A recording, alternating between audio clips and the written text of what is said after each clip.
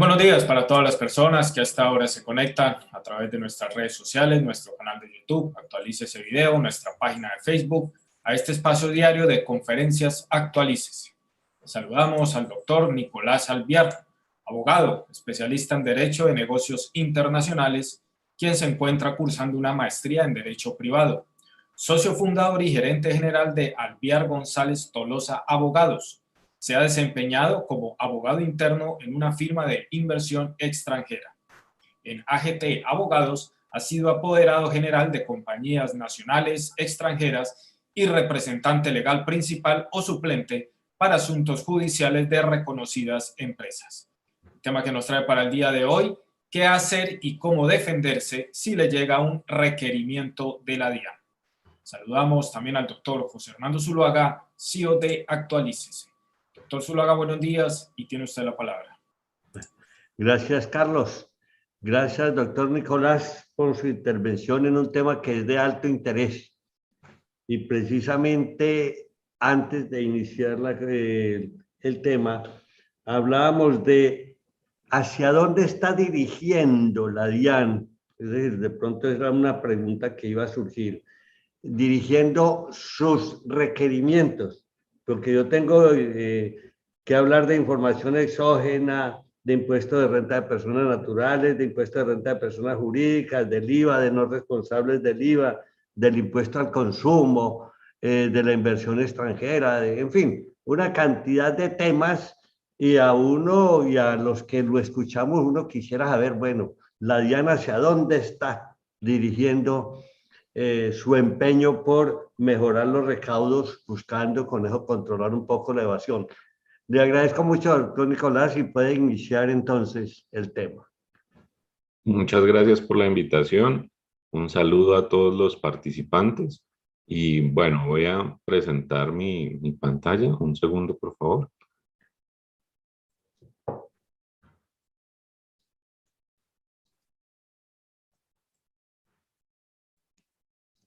¿Me confirman si ya están viendo la presentación? Puede ampliarla eso. Ahora sí, muy bien. Bueno, sí, señor. Bueno, entonces, como les decía, un saludo a todos los participantes en la charla de hoy. Espero poder atender todas las consultas como las que hacía el doctor José Hernando. La charla de hoy, pues digamos que sí es un tema muy relevante, muy de interés general. Se trata de qué hacer y cómo defenderse si le llega un requerimiento de la DIAN. Digamos que esto va tanto para personas jurídicas como para personas naturales, y es algo, digamos, muy frecuente en el día a día de el funcionamiento de la entidad que se encarga de la determinación, fiscalización y recaudo, que pues para este caso vamos a hablar de la DIAN. El objetivo de esta charla, pues principalmente es explicarles de forma práctica, comprensible y bajo un lenguaje simple cuáles son esos caminos legales, cuáles son los caminos legales una vez una persona, como les decía, natural o jurídica, ha recibido un requerimiento por parte de la DIAN. Digamos que la idea de esta charla es que en el tiempo que tenemos disponible podamos absolver esas preguntas de manera, como lo dije, práctica, puedan ver cuáles son las figuras legales que se pueden desarrollar, a través de las cuales se pueden defender, cuáles son esos mecanismos legales, esos recursos legales que se pueden interponer, cuáles son las oportunidades en tiempo, es decir, en términos legales, para objetar, para controvertir, para aceptar inclusive o acoger un requerimiento de la DIAN, o inclusive también para simplemente dar información o entregar información de tipo contable o de tipo comercial que está solicitando la entidad en determinado requerimiento. La idea es que podamos ver el proceso y las diferentes etapas donde se generan requerimientos y cómo atenderlos, cómo solucionarlos, cómo darles respuesta y poder salir avante en esa situación. Digamos que tenemos una primera definición que es necesaria, y es qué son los requerimientos tributarios, ¿no? Realmente los requerimientos tributarios o los requerimientos de la DIAN son oficios administrativos, son comunicaciones administrativas dirigidas a los contribuyentes o responsables del pago de impuestos, los cuales generan una obligación, bien sea de dar respuesta o de acoger o adoptar la solicitud que está haciendo la entidad a través de esa comunicación.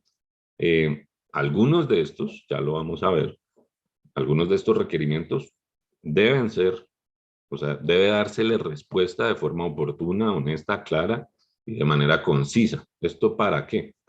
Para evitar que el proceso de, hablemoslo así, de determinación o fiscalización que está adelantando la DIAN, si llega un requerimiento es muy probable que ya se esté dentro de un proceso de determinación o fiscalización, para que ese proceso no avance más, no continúe y no genere sanciones más onerosas por determinada situación, por ejemplo, por la omisión, o sea, por el no declarar, por un error, o sea, por tener que corregir esas declaraciones, por presentar información. Es decir, lo que realmente uno busca cuando hay un requerimiento es que el administrado, la persona natural o jurídica, el contribuyente que lo recibe, sí lo atienda. Definitivamente, en la mayoría de los casos, estos requerimientos deben ser atendidos. Para ello podríamos clasificar los requerimientos en dos grandes grupos, por decirlo de alguna manera. Unos requerimientos ordinarios y unos requerimientos especiales. Tal vez uno puede ver en la práctica requerimientos que no se clasifican ni como ordinarios ni como especiales, sino simplemente son comunicados o sí, una carta comunicando alguna situación por parte de la entidad al contribuyente. Esto podría llamársele que es una simple comunicación, un simple oficio, pero si hablamos de requerimientos podemos hablar de dos grandes categorías, que son los requerimientos ordinarios y los requerimientos especiales.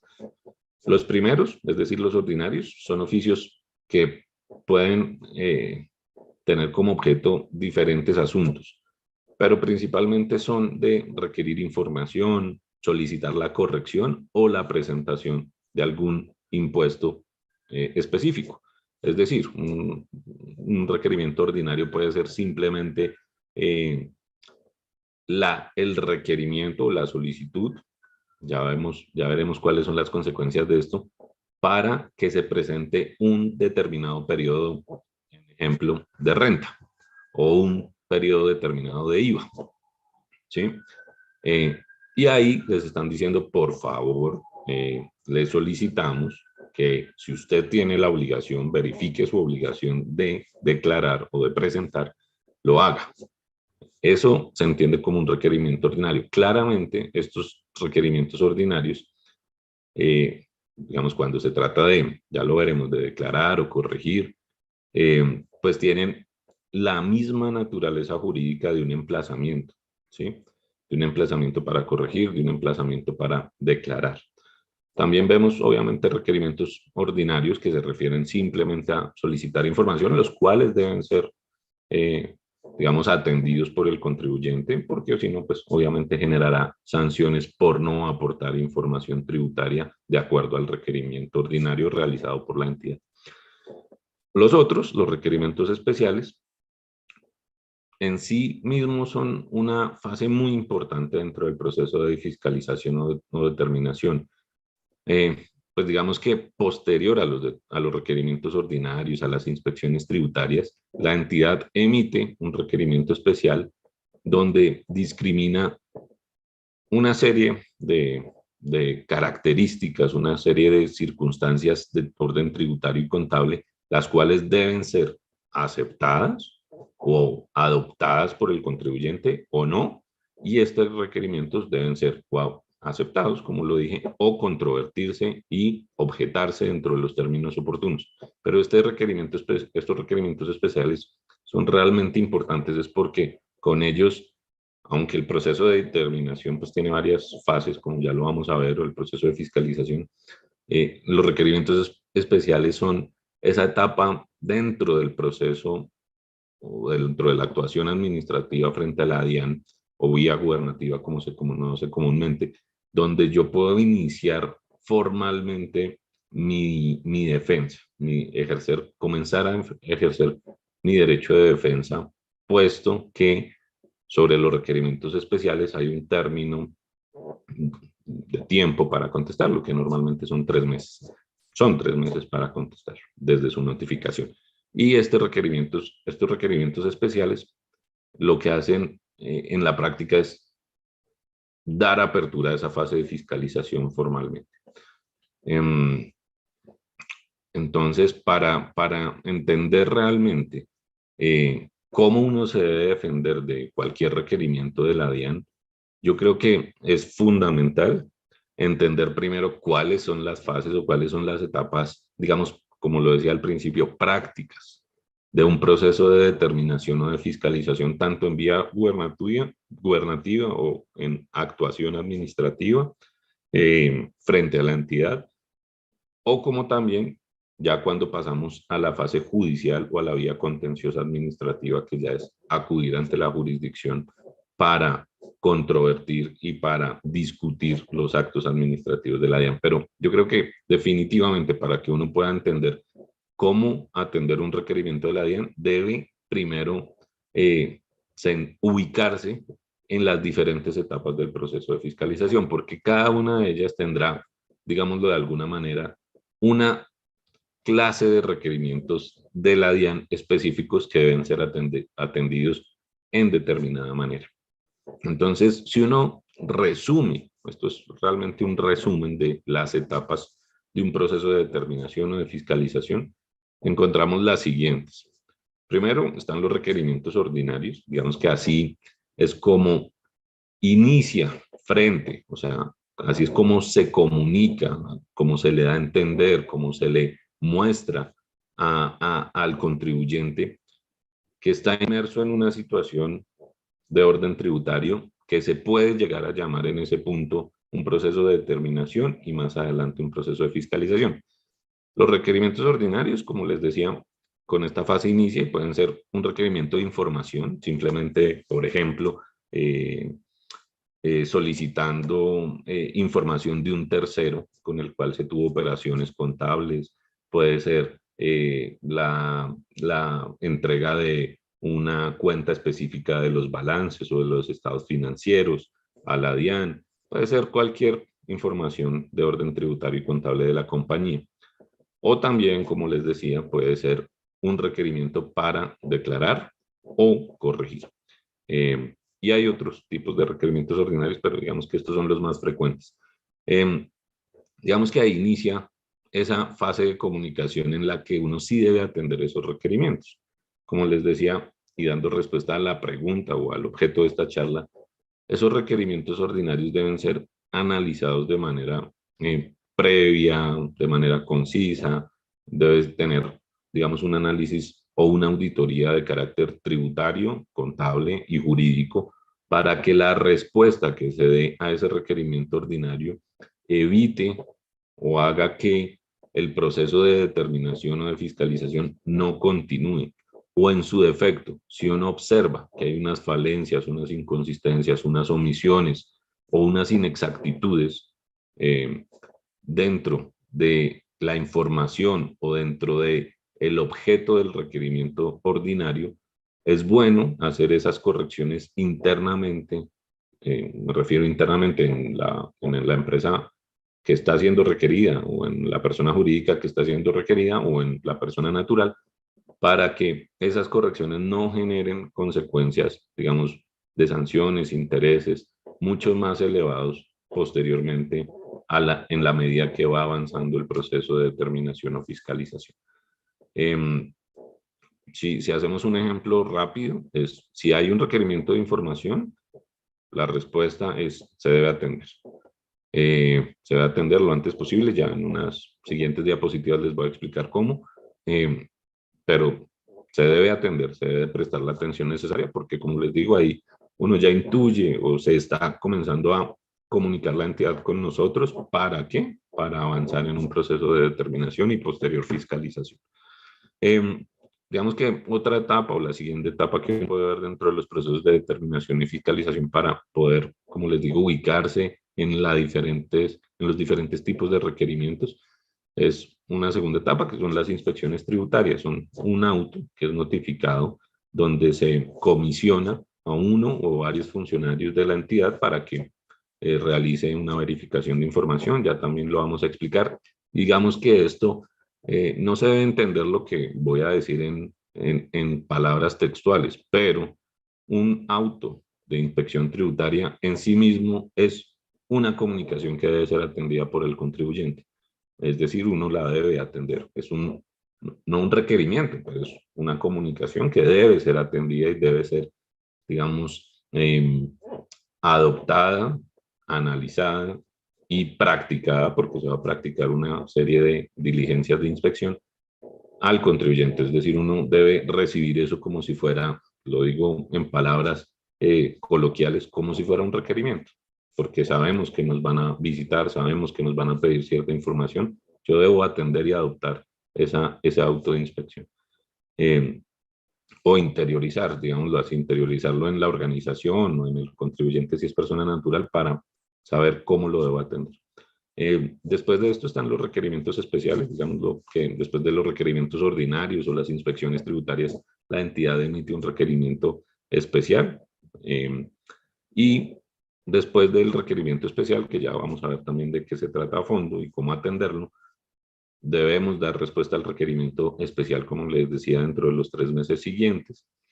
Después de que uno va a dar respuesta al requerimiento especial dentro del proceso de determinación o fiscalización, viene una liquidación de revisión o aforo, dependiendo la circunstancia en la que estemos hablando. Por ejemplo, si son declaraciones presentadas y se hizo unos requerimientos especiales, unas inspecciones tributarias sobre estos impuestos presentados, o si por el contrario son impuestos que no se presentaron, son declaraciones no presentadas, pues lo que conlleva esto es que la entidad generará es una liquidación de aforo. Entonces ya vamos a ver también las diferencias, pero digamos que esta es, en términos prácticos, como les digo, la liquidación de revisión aforo es otro requerimiento, es otra comunicación de la DIAN que debe ser atendida. ¿Cómo se atiende? Entonces, a través de la siguiente etapa, que es el recurso de reconsideración contra la liquidación de revisión o de aforo. Ya también lo vamos a ver. Y otras 2 etapas que también son importantes para contextualizarse son la resolución que resuelve el recurso de reconsideración, presentado obviamente por el contribuyente, y otra instancia, digamos, ya dentro del proceso de litigio o dentro del proceso de controvertir o objetar todas estas actuaciones o requerimientos, llamémoslo así, de la DIAN, es la etapa ya judicial que se hace normalmente a través de una nulidad y restablecimiento del derecho. Ya digamos que entendidas estas etapas dentro del proceso de determinación o de fiscalización, o como se quiera llamar, litigio tributario frente a la entidad, uno ya puede observar que en cada una de estas etapas recibe diferentes tipos de comunicaciones por parte de la entidad, bien llámese liquidaciones, bien llámese requerimientos, bien sea que se llamen autos de inspección o de comisión para la inspección tributaria, bien sea que se llame resolución que resuelve recursos, pero en estas etapas usted va a recibir diferentes tipos de comunicaciones que podemos entenderlas de algún otro modo como comunicaciones que requieren algún tipo de atención por parte del contribuyente por, digamos, el conflicto que se está generando con la DIAN o la discusión que se está generando con la DIAN frente a determinado impuesto. Ya entendiendo esto, pues vamos a hablar de cada una rápidamente.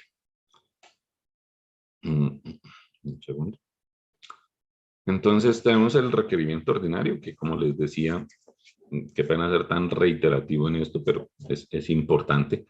Los requerimientos ordinarios, en serio que en la práctica se ven requerimientos ordinarios de todo tipo, a veces con información muy simple, inclusive a veces simple, solamente solicitando información de notificación o información de contacto del representante legal o de la información, verificando información que está en el RUT, por ejemplo. Puede ser cualquier tipo realmente de comunicación, pero estos requerimientos ordinarios, digamos que toman relevancia cuando, por ejemplo, solicitan información de tipo contable o tributario, o cuando definitivamente lo que solicitan es la presentación o corrección de un impuesto determinado o una declaración determinada o de un periodo determinado de impuestos.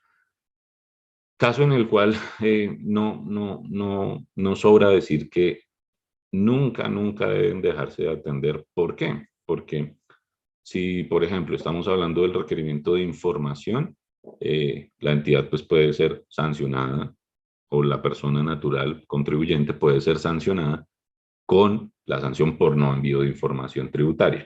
Adicionalmente a esto, pues, digamos que la DIAN tiene unas facultades muy amplias en cuanto a fiscalización, entonces realmente no vale la pena no atender un requerimiento de información. Lo mismo ocurre con un requerimiento ordinario que se trate de la presentación o corrección de determinada declaración de impuestos o de determinado periodo de impuestos. Si, digamos, la entidad me está diciendo, le solicito que verifique y declare o presente su declaración, un ejemplo, de IVA del periodo 2 del año, yo qué sé, 2020, se debe sentar, interiorizar y analizar dentro de la compañía que está siendo requerida o dentro de la persona natural que está siendo requerida, analizar toda esa información contable de ese periodo, pues primero para uno verificar si tiene la obligación, ¿no? La obligación tributaria, si estoy sujeto a esa obligación.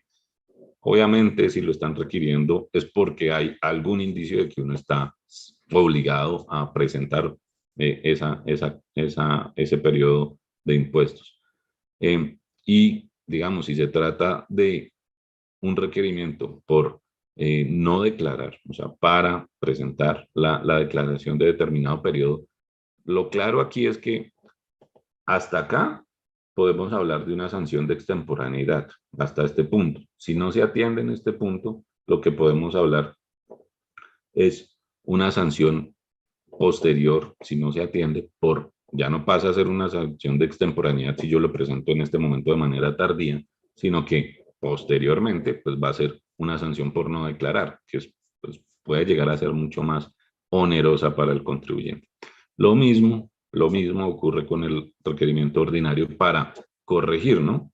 Digamos, si se trata de un impuesto presentado de determinado periodo, sea cual fuere el impuesto, obviamente, de los impuestos de orden nacional que fiscaliza la DIAN, ese periodo debe atenderse, revisarse, auditarse, y lo más correcto, si uno está en etapa de requerimiento ordinario, es verificar si qué es más práctico y menos oneroso y menos desgastante para el contribuyente, corregir y pagar las sanciones por corrección, o más bien afrontar el proceso contestando los requerimientos ordinarios o dejando que el proceso avance para uno objetar cualquier corrección que sugiera la DIAN. Obviamente esto también implicará unas sanciones mayores si el proceso de fiscalización, por ejemplo, pasa de ser un simple requerimiento ordinario o un emplazamiento para declarar o corregir y pasa de pronto a un requerimiento especial. Esto pues aumentará, digamos, las sanciones a las que hay lugar. De acuerdo con el artículo 261 de la ley 223 de 1995, el plazo para un requerimiento, para responder un requerimiento ordinario, no suele ser o no debe ser inferior a 15 días calendario. Han habido algunos casos en el litigio tributario, tanto en vía contenciosa administrativa como en vía gubernativa frente a la DIAN o actuación administrativa frente a la DIAN, que se han evidenciado requerimientos ordinarios que emite la DIAN con un plazo inferior a 15 días calendario. Hay muchos pronunciamientos, o más bien varios pronunciamientos del Consejo de Estado que dicen que pues no son válidos esos requerimientos, pues porque vulneran la ley sustancial y procesal, que es esta, y pues el requerimiento ordinario no puede ser un requerimiento ordinario que deba ser atendido en un día, 2 días, 3 días. Para eso existe, digamos, esta estipulación en materia de términos legales para atender un requerimiento ordinario. Entonces, la recomendación de atender y responder los requerimientos ordinarios siempre será que una vez se reciba el requerimiento, se verifique internamente si esa sospecha, esa presunción, esa comunicación que está emitiendo la DIAN tiene algún grado de certeza desde el punto de vista, obviamente, contable, tributario y jurídico para el periodo específico. Si uno observa que definitivamente hay algún grado de certeza en las alegaciones o en los argumentos que está comunicando la DIAN en este requerimiento, definitivamente sí es mejor plantearse la posibilidad de corregir, de declarar en ese punto para evitar sanciones más onerosas. Si definitivamente no, y yo no estoy obligado, por ejemplo, a presentar un impuesto o a corregir determinado error que la entidad observa, pues definitivamente lo que yo tengo que hacer es afrontar el proceso que vendrá con todos los soportes que permitan demostrar que yo tengo la razón desde el punto de vista impositivo. Como les decía, pues vamos a mirar todas las etapas porque en cada etapa se genera, digámoslo así, una comunicación, un requerimiento que debe ser atendido por el contribuyente. Entonces, la segunda etapa, a modo de resumen, es la inspección tributaria. Las inspecciones tributarias, como lo comentaba, son un medio de prueba por el cual la DIAN verifica la veracidad de las declaraciones que son objeto de revisión, por lo cual la administración podrá designar o comisionar, como se dice, a uno o varios funcionarios para revisar, constatar, reunir documentos, soportes contables y verificar la veracidad de los hechos, de los documentos y de las pruebas o contabilidad que uno tiene para determinado periodo. ¿Qué quiero decir con esto? Definitivamente las inspecciones son la facultad de investigar, por decirlo de alguna manera, de la DIAN para constatar que determinado impuesto presentado o no presentado, para constatar los valores, las deducciones, los costos, los gastos, los ingresos, para constatar cualquier ítem que permita determinar un impuesto y verificar también la veracidad de las declaraciones, obviamente presentadas por el contribuyente.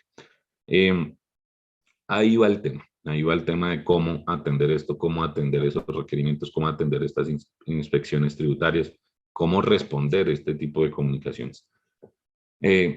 Nuestra recomendación o la recomendación que siempre hemos querido dar es, en la medida que las inspecciones tributarias pues son una comunicación, son un auto que se decreta, un auto interno, por decirlo así, que se decreta y se comisiona a unos funcionarios y que este auto después es comunicado, notificado personalmente o por vía de correo electrónico al contribuyente.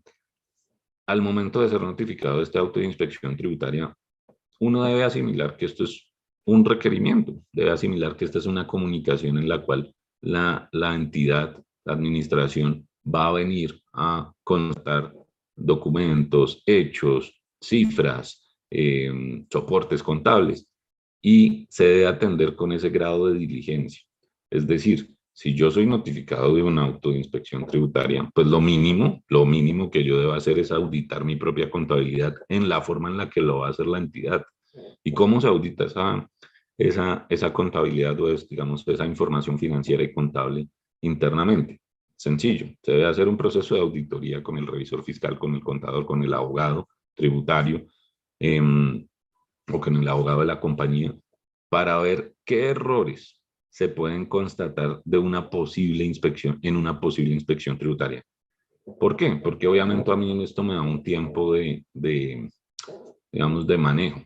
Si yo fui notificado del auto de inspección tributaria y me van a hacer la inspección tributaria, yo qué sé, en 1 mes, 2 meses, 3 meses, 15 días, yo podría en ese tiempo trabajar de manera ardua y responsable y muy responsable para corregir los errores que yo haya en mi propia auditoría interna, cosa tal de que cuando llegue la inspección tributaria, la mayoría de mis errores, por decirlo así, ya no estén, más bien ya estén corregidos y ya no sean objeto de relevancia para el funcionario, los funcionarios de la entidad que van a hacer la inspección.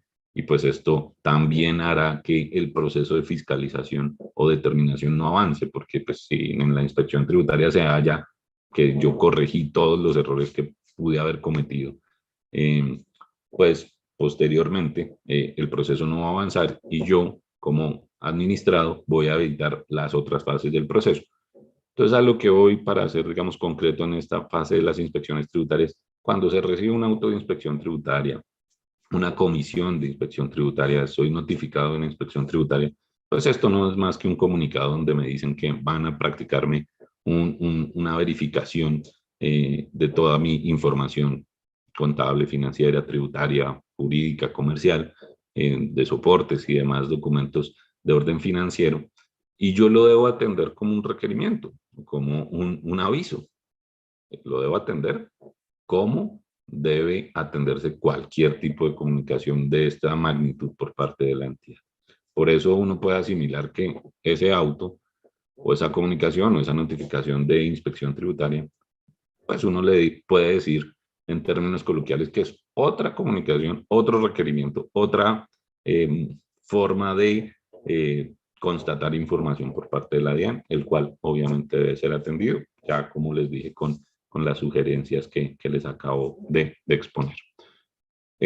Posteriormente a la inspección tributaria o a las inspecciones tributarias, lo que uno ve en los procesos de determinación y fiscalización, obviamente dentro del litigio, volvemos a decirlo, dentro del conflicto o litigio tributario, en la etapa administrativa ante la DIAN o en la etapa contenciosa administrativa ante el juez administrativo, si es que se llega a dar, es esta etapa de requerimiento especial.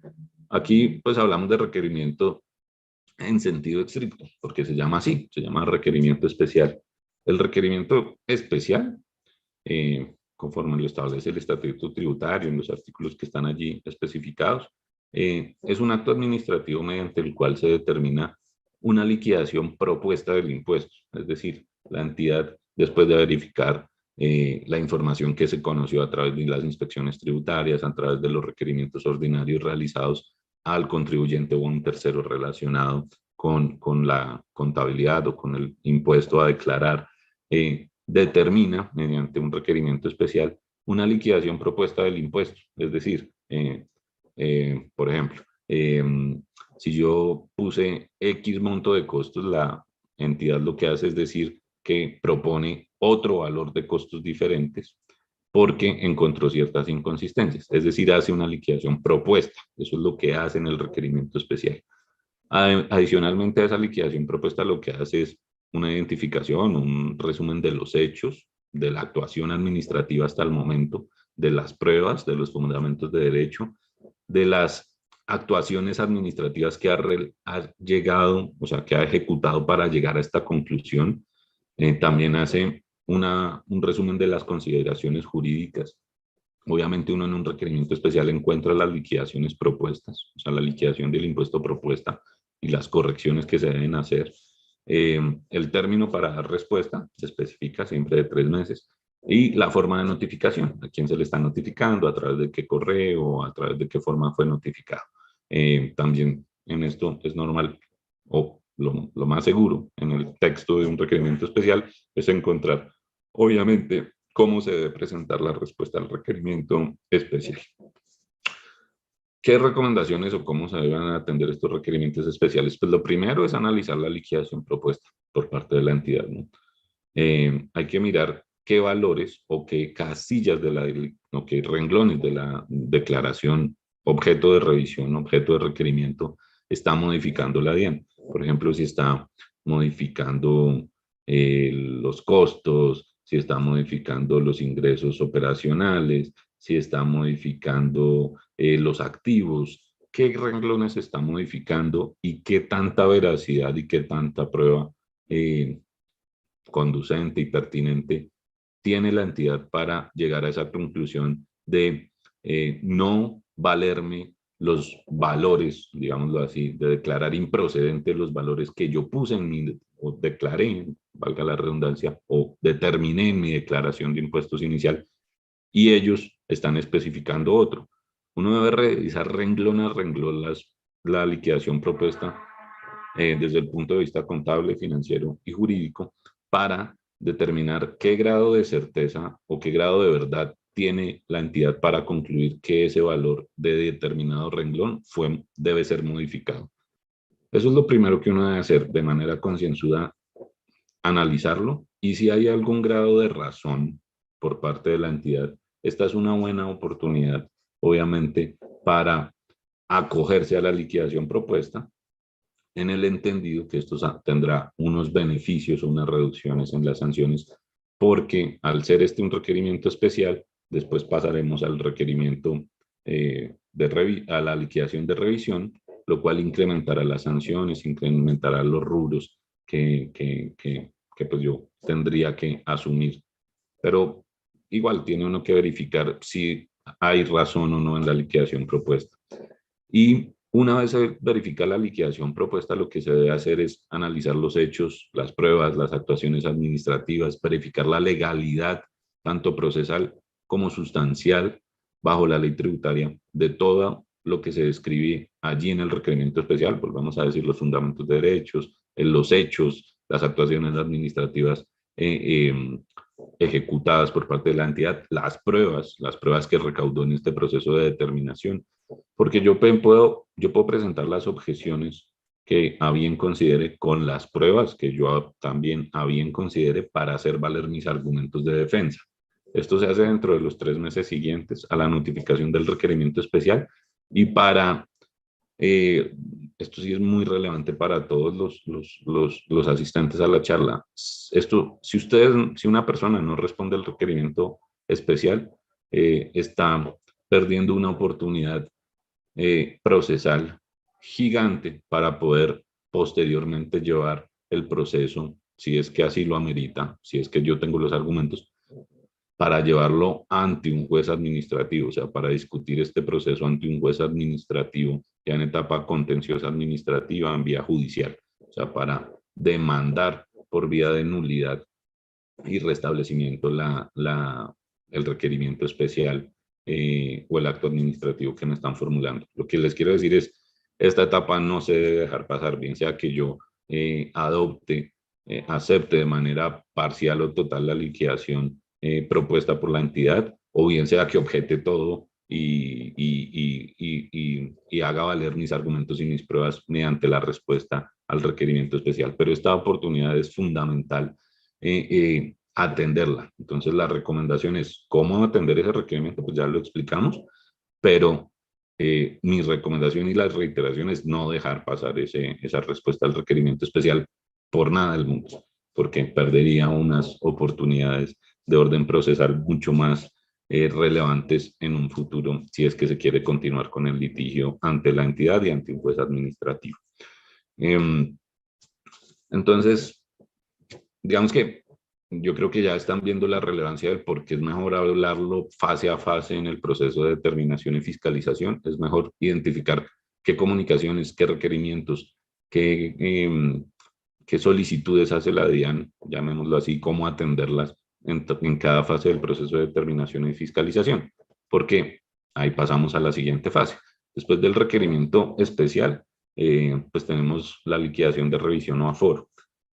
Volvemos a especificar ahí, digamos que no vamos a entrar a fondo a las diferencias entre revisión, liquidación oficial de revisión o liquidación oficial de aforo, porque la forma más fácil de distinguirlas es, en una, está presentado el impuesto, está presentada la declaración, que es en la liquidación de revisión, o a estas declaraciones les corresponde la liquidación de revisión, y en las otras, en las liquidaciones de aforo, es cuando el contribuyente no ha presentado, cuando se le ha requerido para que declare y no ha presentado sus declaraciones o su declaración de impuesto, la entidad formula una liquidación oficial de aforo. Pero pues, digamos, en este punto del proceso de fiscalización se pueden asimilar por el avance del proceso o de las instancias del proceso de determinación.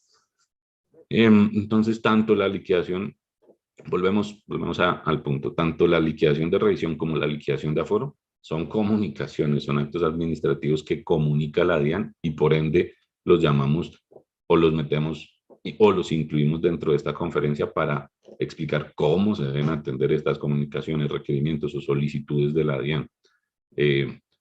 Digamos que dentro del proceso, volvemos, de determinación y fiscalización, estas dos liquidaciones deberán contener, entre otros, el monto de los impuestos, las sanciones calculadas por la DIAN, así como la explicación de las modificaciones realizadas a la correspondiente liquidación o a la declaración de impuestos que se pretende, digamos, corregir ya mediante el acto administrativo de revisión o aforo por parte de la entidad. Esto, digamos, que es el contenido mínimo que debe tener una liquidación de revisión o aforo, tal como lo especifica el Estatuto Tributario, y entre otros, ¿no? Pues, además de datos del contribuyente, hechos, consideraciones y demás, pero la liquidación de aforo mínimo tiene esto, una explicación de las modificaciones realizadas y el monto y la liquidación de los impuestos y de las sanciones que se van a ejecutar a través de esa liquidación de revisión de aforo por parte de la entidad. Contra la liquidación de revisión o aforo, siempre procede el recurso de reconsideración dentro de los 2 meses siguientes a la notificación. Esto es también de suma importancia porque para responder la pregunta cómo atender esta liquidación, resolución, requerimiento, comunicación de la DIAN, lo primero que se debe tener en cuenta es que hay un término que para controvertirla, objetarla y hacer valer mis argumentos y pruebas contra esta liquidación de revisión o aforo o de aforo, tengo 2 meses. Tengo 2 meses para presentar este recurso. Obviamente, en este punto el proceso de fiscalización o determinación ya está bastante avanzado y al ser una revisión de liquidación o aforo tiene unas consecuencias de orden procesal, digamos que muy exigentes para el contribuyente. En este momento, cuando uno ya presenta un recurso contra la liquidación de revisión o de aforo, en el litigio tributario, todavía estamos hablando que estamos en la confrontación o en la discusión con la DIAN, no ante un juez administrativo. Este recurso o esta etapa sí tiene unas consecuencias, digamos, muy onerosas o onerosas para el contribuyente.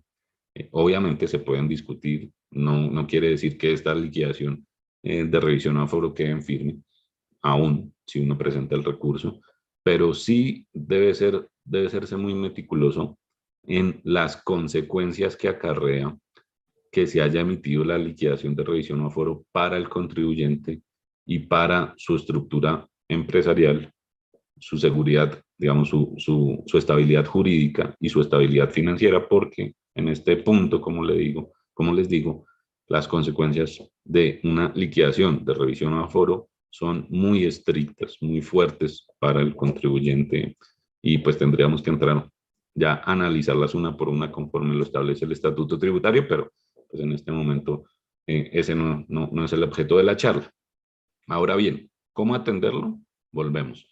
En este punto, la liquidación de revisión o aforo debe analizarse desde el orden mucho más jurídico tributario, acompañado de un análisis contable para que yo pueda objetar definitivamente las liquidaciones de impuestos y sanciones calculadas mediante estos actos administrativos y pueda obviamente objetar esas explicaciones de las modificaciones practicadas por la DIAN.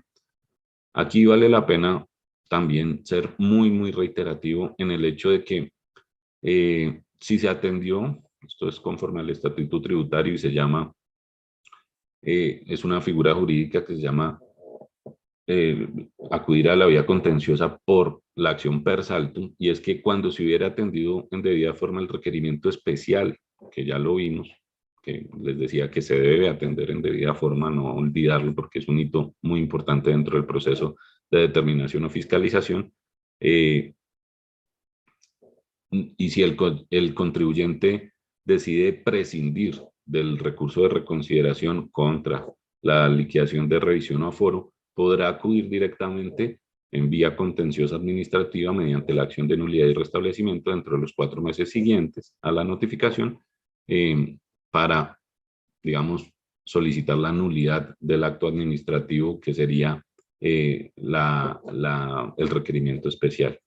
Pero lo que les quiero explicar es que uno puede obviar o prescindir del recurso de reconsideración contra la liquidación de revisión o de aforo, y asimismo esto no impide que yo acuda ante la jurisdicción contenciosa administrativa para demandar ese requerimiento especial.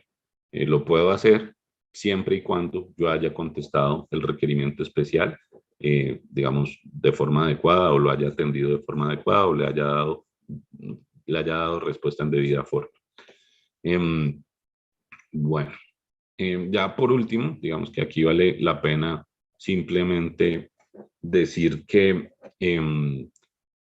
después de atendidos todos estos actos administrativos, llámese, volvemos a lo mismo, requerimiento, comunicación, auto,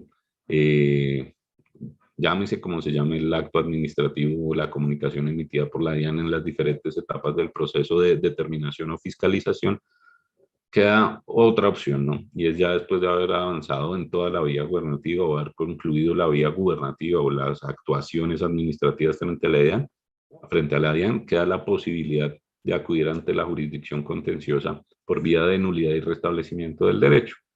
Entonces, el Código de Procedimiento Administrativo de lo Contencioso Administrativo, en su artículo 138, pues establece que toda persona que se crea lesionada en un derecho subjetivo amparado en una norma jurídica podrá pedir que se declare la nulidad del acto administrativo particular, en esto hay que recalcar la palabra, es el acto administrativo de carácter particular, expreso o presunto, y se le restablezca el derecho. También podrá pedir que se le repare el daño. Esta acción de nulidad y restablecimiento procede bajo las mismas causales de nulidad que se establecen en el Código Contencioso Administrativo, y esta figura lo que hace es que yo pueda discutir ya no ante la DIAN, ya no ante la misma entidad que sirve de juez y parte, porque es la misma entidad que se encarga de inspeccionar, determinar, fiscalizar, liquidar los impuestos de los cuales me está requiriendo. Ya no actuará como juez y parte, sino que yo llevaré el proceso ante un tercero, que será un juez administrativo, y ya miraremos, pues, de acuerdo a la competencia, a la cuantía y demás del juez administrativo, llevaré esto en vía contenciosa, todos esos actos administrativos, o el acto administrativo, por ejemplo, del requerimiento especial, o también de la resolución que resolvió el recurso de reconsideración contra la liquidación de aforo o contra la liquidación de revisión, los pondré en conocimiento, llevaré esos actos administrativos en conocimiento de un juez administrativo para que él sea quien decida sobre la legalidad o la nulidad de esos actos administrativos, y decida si soy yo, como administrado, quien tiene la razón bajo mis argumentos, o será la entidad quien estuvo correcta en todo su proceso de determinación y fiscalización, y en definitiva, pues yo debo pagar y aceptar, al final, aceptar las liquidaciones, las correcciones, las sanciones que me está imponiendo la DIAN. Pero esa es, digamos, que la última instancia, y ahí arrancará, digamos, otras etapas del proceso ya judicial, otras etapas del proceso administrativo, para determinar, pues, la legalidad y la nulidad del acto administrativo,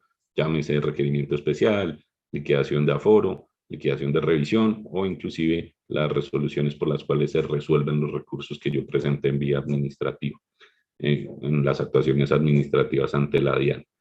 Digamos que con esto se podría concluir de manera práctica cuáles son todos esos requerimientos, comunicaciones, actos administrativos que se generan en el proceso de fiscalización o determinación, y cómo atenderlos. Unas recomendaciones, como les decía al principio, prácticas de cómo atenderlos. Aquí simplemente, pues, vamos a dar unas conclusiones muy A modo de comentario, lo primero es que cualquier requerimiento se debe revisar desde el punto de vista legal y tributario al momento que es recibido, interiorizarlo en la empresa, si es que es una empresa, o en el contribuyente, si es que es persona natural. Y si se trata de información, pues aportarla, porque si no se aporta, pues va a ser sancionado. Aquí hay otra aclaración importante y tenga en cuenta que si la DIAN envía un correo donde recuerdan la fecha de presentación de un impuesto, esto no es un requerimiento, simplemente es un recordatorio, no se debe entender como un requerimiento, es simplemente, tampoco hay sanción, simplemente a veces hay comunicados recordando la presentación de un impuesto. En este caso, pues es importante que revise con su área contable si tiene algún pendiente o si tiene definitivamente la obligación de presentar ese impuesto. Siempre en caso de recibir un oficio de manera física o electrónica, donde se propone una sanción económica, tenga en cuenta que siempre estará arriesgándose a una sanción, por lo cual pues siempre le recomendamos nunca hacer caso omiso de estas comunicaciones. De igual forma, siempre que se reciba una comunicación o un requerimiento, verificar el tiempo que se tiene para contestar, no dejar pasar la oportunidad de procesar en vía administrativa o en vía ya contenciosa, de actuar, ¿no? No dejar vencer el término, es lo más importante. Respecto a cómo se debe responder un requerimiento de la DIAN, una comunicación de la DIAN, pues no hay un modelo predefinido. Siempre se tendrá que mirar qué tipo de comunicación, requerimiento o solicitud de la DIAN es. Y asimismo, pues desde el punto de vista jurídico, tributario y contable, se sustentará la respuesta. Muchos de estos requerimientos o muchas de estas respuestas a requerimientos deben ser firmadas por el representante legal si se trata de una persona jurídica o quien lo represente, un apoderado, o incluso en algunos casos es bueno o a veces hasta obligatorio que estas respuestas sean acompañadas por certificaciones o suscritas por el revisor fiscal o contador. Como lo decíamos, pues si se trata de un requerimiento para corregir o declarar, una comunicación para corregir o declarar un impuesto, debe tenerse en cuenta que esto tiene la misma connotación jurídica de un emplazamiento. Y ya por último, pues es algo muy claro, pero desde el año 2019, pues todos los requerimientos o la mayoría de los requerimientos se notifican a la dirección electrónica registrada en el RUT del contribuyente. Entonces la sugerencia siempre es tener actualizado el RUT, tener actualizada la dirección de email que se tiene en el RUT para que nunca se deje pasar una notificación por parte de la DIAN. Y pues ya simplemente concluir que si pues no tienen actualizado el RUT o el correo está mal registrado en el RUT, pues esto no será una excusa o un medio de defensa. Bueno, no, creo que eso es todo por ahora y cualquier pregunta que tengan con mucho gusto aquí estoy para responder.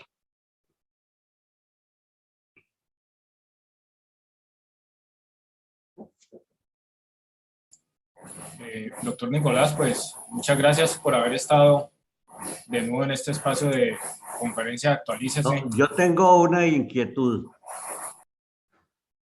Doctor Nicolás. Sí, señor. Abro mi correo en este momento y me encuentro que me llega unas comunicaciones de la DIAN, dice, se informa clave dinámica. Eso lo repiten por ahí 10 veces. Sí. Después, información exógena a la DIAN año 2021. Piden simplemente que si usted tiene información. Después me envían otra, también clave dinámica. Esto es permanente. La DIAN dispuso para usted una declaración. Bueno, y sigo. Y esto es uno lleno de comunicaciones que al final uno no sabe ni qué hacer. ¿Qué opina usted de eso? Sí, lo que le comentaba en la presentación, hay unas comunicaciones que realmente son simples comunicaciones informativas de la DIAN, exacto, por ejemplo, que usted está haciendo algún trámite a través de la plataforma de la DIAN y se le está generando una clave dinámica para que ingrese o para que firme. Por aquí Sí. oigo otro, dice que token acceso DIAN. Mejor dicho, le cuento que yo estoy lleno pues de esas comunicaciones y uno no sabe qué hacer, si responderla, pues, ¿verdad? ¿Qué responde si no tiene nada que ver con su asunto? Pero me Claro, parece que es preocupante que estén enviando unas informaciones o unas comunicaciones de tipo general, que claro, uno exacto. no sabe ni qué hacer con eso. Lo que uno pues debe ver es el, el, el tipo de información que le están solicitando, ¿no? Realmente qué tipo de información le están solicitando, porque como le digo, hay unas que son simples comunicaciones informativas. Eso que usted dice, me están generando una clave dinámica, un token de acceso. Algunos son recordatorios de que tal fecha se vence determinada obligación del contribuyente para presentar o para declarar. Otros, por ejemplo, son, exacto, eso que usted decía, una liquidación propuesta o una liquidación presunta o más bien propuesta por la DIAN para que usted se acoja a esa liquidación, una liquidación sugerida. Entonces, uno tiene que analizar si se trata simplemente de una comunicación informativa o si hay que hacer alguna actuación frente a esa comunicación o si definitivamente esa comunicación sí hace parte de alguna de las fases del proceso de determinación o fiscalización. Hay que analizar cada comunicación, pero como le decía, hay unas que son simplemente informativas. Y sí, claro, llegan ahora todo el tiempo, pues por la notificación electrónica que hace la DIAN, ¿no? A uno le da la sensación de que tratar a la DIAN de volverse amigable, pero es que no olvida, al fin y al cabo es un ente oficial, que Claro, uno lo que tiene con relación a la DIAN es temor, en forma general. Es decir, lo amigable que ella sea no es tan personal, no lo acerca a uno tanto a ella, porque al fin y al cabo uno mantiene un poco ajeno, así claro. sea consultor, Ujú. a los intereses mismos al interior de la DIAN, que es ser amigable, acercarse más al contribuyente, pero resulta que uno no lo ve así. Yo empiezo a ver todas las comunicaciones y digo, no sé ni qué hacer con eso. Claro, Simplemente se lo hago como comentario. sí. Tengo una pregunta, doctor Nicolás.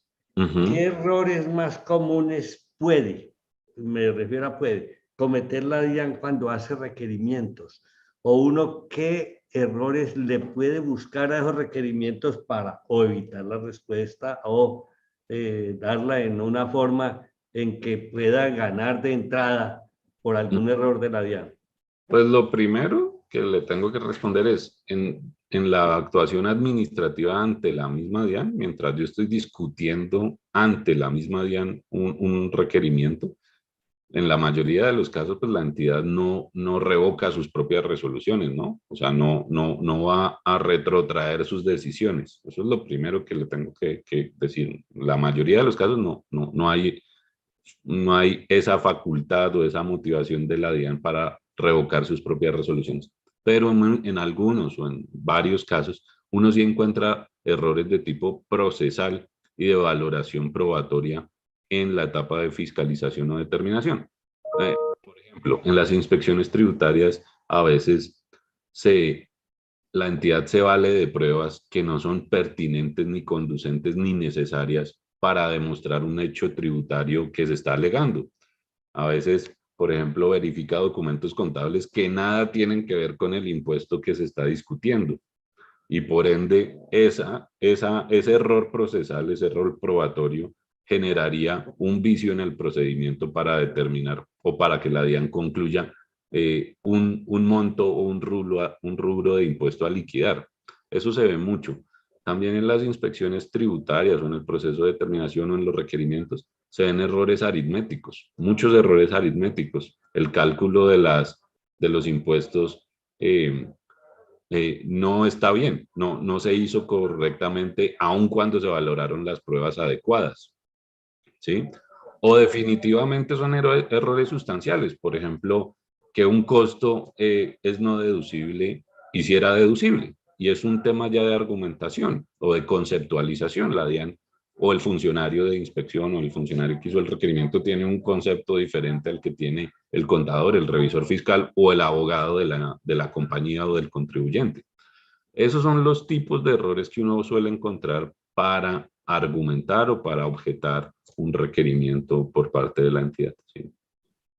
Doctor Nicolás, son tantos los conceptos que tiene la DIAN para inspeccionar, como es información exógena, retención en la fuente, impuesto de renta de personas jurídicas, impuesto de renta de personas naturales, el IVA, los no responsables del IVA, el RUT, el impuesto al consumo, la facturación electrónica, la facturación de nómina. La pregunta la dirijo en el siguiente sentido. ¿Qué sabe usted de cómo direcciona esos procesos de inspección la DIAN? ¿De pronto se sabe algo? Pues, digamos, en mi experiencia profesional lo que puedo observar es que es muy frecuente los requerimientos sobre declaraciones de IVA por concepto de omisión de activos o por costos o gastos que no son reales, o sea, se declaran improcedentes. Eso lo veo muy frecuente, requerimientos por declaraciones de IVA que tienen errores en activos, en costos y gastos que no son procedentes para determinar el impuesto a liquidar. Eso se ve muchos requerimientos de ese tipo. También se ven muchos requerimientos ahora o desde hace unos años para empresas que han tenido relación o que han sido determinadas como proveedores ficticios. ¿Sí? Ese tipo de actuación administrativa se ve mucho en la práctica. Requerimientos por operaciones de proveedores ficticios. Lo podemos titular así, requerimientos por operaciones con proveedores ficticios. También se ve mucho el tema del IVA, ¿no? El tema del IVA, de requerimientos para corregir IVA por haber contabilizado y liquidado mal un IVA que no era descontable, ¿sí? Ese tipo de requerimientos se ve mucho requerimiento especial dirigido a declaraciones de IVA que se contabilizó o se liquidó mal el IVA descontable cuando no era descontable, o se desconocen esos IVAs cobrados, o sea, esos IVAs cobrados por un proveedor, se le desconoce al contribuyente y pues obviamente se determina que no son IVAs, no son procedentes esos IVAs descontables, lo cual modifica obviamente la declaración. Eso se ve mucho ese tema. Creo que eso es lo que yo más veo en la práctica en los requerimientos, ¿saben? En eso que le acabo de decir. Doctor Nicolás, tengo una pregunta. En los procesos bancarios hay algo que se llama mi seguimiento de operaciones no legales. Hay lo que se llama un semáforo, en donde cada operación entonces tiene o una luz roja, o una amarilla, o una verde. La DIAN también tiene ese tipo de semáforo con relación a, supongamos, a cada empresa, en un momento en que las operaciones no son tan corrientes, tan normales. Una empresa que vendió 15 millones este mes y en el siguiente vendió 150, después vendió 3.000, después volvió a vender 5. Sobre eso tiene un seguimiento. Yo sé que la tecnología los ha llevado a tener muy buen seguimiento. ¿Cuál es su opinión? Yo creo que no tanto como una semaforización o un software que les ayude a identificar esas variaciones en temas, por ejemplo, de ingresos operacionales, sino más bien creo que si hay un avance paulatino dentro de la entidad para lograr evidenciar los errores o las inconsistencias de las declaraciones presentadas. Por ejemplo, inconsistencias de tipo aritmético, contable dentro de una declaración y el cruce de información. O sea, ahí sí están avanzando mucho porque el tema del cruce de información, por ejemplo, de facturación electrónica, de información exógena, permite que ese cruce sea mucho más sistematizado, esa verificación de información sea mucho más sistematizado y se encuentren inconsistencias en las declaraciones presentadas, ¿sí? Ahí es donde yo veo que sí hay un avance por parte de la entidad y ese avance sí, en ese cruce de información, por ejemplo, cruce de información exógena frente a facturación electrónica, frente a las declaraciones presentadas por un contribuyente, ese cruce o sistematización de esa información sí está generando más requerimientos. Esa sería mi respuesta.